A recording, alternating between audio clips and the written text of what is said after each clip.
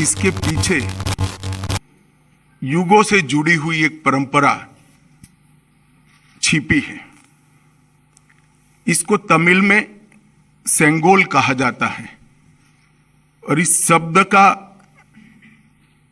अर्थ संपदा से संपन्न और ऐतिहासिक है। नए संसद भवन के बारे में मीडिया को जानकारी देने के लिए केंद्रीय गृह मंत्री अमित शाह ने एक प्रेस कॉन्फ्रेंस आयोजित की। 28 मई को नए संसद भवन का उद्घाटन होगा। इस दौरान प्रधानमंत्री नरेंद्र मोदी स्पीकर की सीट के पास सेंगोल नामक एक ऐतिहासिक स्वर्ण राजदंड स्थापित करेंगे। शाह ने प्रेस वार्ता में सेंगोल की विरासत और इतिहास के बारे में बताया। अंग्रेजों ने भारतीयों को सत्ता के हस्तांतरण को चिन्हित करने के लिए इसे देश के पहले प्रधानमंत्री जवाहरलाल नेहरू को सौंप दिया था। अमित शाह ने कहा कि नेहरू ने तमिलनाडु से सेंगोल प्राप्त किया और इसे पारंपरिक तरीके से सत्ता हस्तांतरण के प्रतीक के रूप में अंग्रेजों से स्वीकार किया। उन्होंने कहा कि इसे इलाहाबाद के एक संग्रहालय में रखा गया था और इसे नए संसद भवन में ले जाया जाएगा।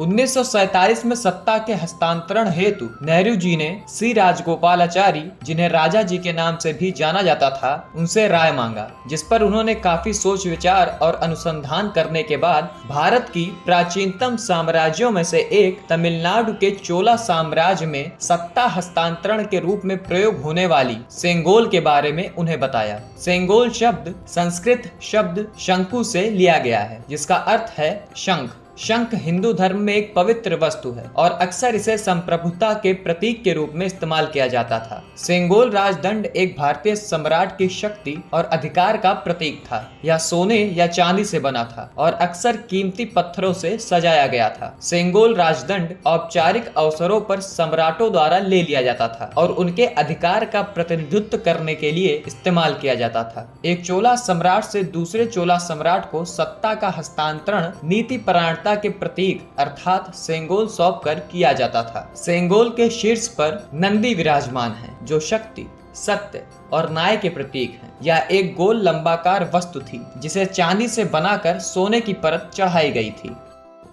भारत में सेंगोल राजदंड का इतिहास प्राचीन काल में देखा जा सकता है। सेंगोल राजदंड का पहला ज्ञात उपयोग मौर्य साम्राज्य 322 से 185 ईसा पूर्व द्वारा किया गया था। मौर्य सम्राटों ने अपने विशाल साम्राज्य पर अपने अधिकार को दर्शाने के लिए सेंगोल राजदंड का इस्तेमाल किया। गुप्त साम्राज्य 320 से 550 ईस्वी, चोल साम्राज्य 907 से 1310 ईस्वी और विजयनगर साम्राज्य 1336 से 1646 ईस्वी द्वारा सेंगोल राजदंड का भी इस्तेमाल किया गया था। सेंगोल राजदंड आखिरी बार मुगल साम्राज्य 1526 से 1857 द्वारा इस्तेमाल किया गया था। मुगल बादशाहों ने अपने विशाल साम्राज्य पर अपने अधिकार को दर्शाने के लिए सेंगोल राजदंड का इस्तेमाल किया। ब्रिटिश ईस्ट इंडिया कंपनी 1600 से 1858 द्वारा भारत पर अपने अधिकार के प्रतीक के रूप में सेंगोल राजदंड का भी उपयोग किया गया था।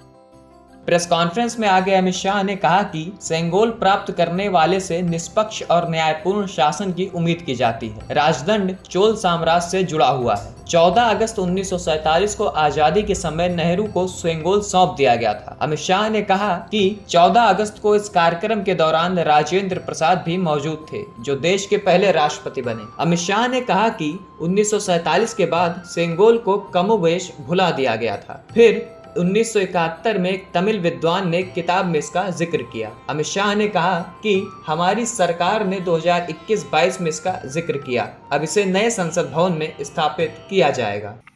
14 अगस्त 1947 की रात को लगभग 10:45 पर पंडित जवाहरलाल जी के ने विशेष रूप से तमिलनाडु से आए हुए अधिनम से सेंगोल को स्वीकार किया था। उन्होंने इसे अंग्रेजों से भारत को सत्ता प्राप्त करने के प्रतीक के रूप में पूर्ण विधि विधान के साथ स्वीकार किया था। पंडित नेहरू ने 14 अगस्त की रात को अपने निवास पर कई नेताओं की उपस्थिति में सेंगोल स्वीकार कर सत्ता के हस्तांतरण की प्रक्रिया को एक प्रकार से पूरा किया था। ब्यूरो रिपोर्ट, सद्भावना आवाज, बलरामपुर। ऐसी ही रोचक जानकारियों से जुड़े रहने के लिए हमारे YouTube चैनल सद्भावना आवाज को सब्सक्राइब कर बेल आइकन जरूर दबाएं। यदि आप ये वीडियो Facebook पर देख रहे हैं तो हमारे चैनल को फॉलो करना ना भूलें। आप हमसे ट्विटर और इंस्टाग्राम पर भी जुड़ सकते हैं।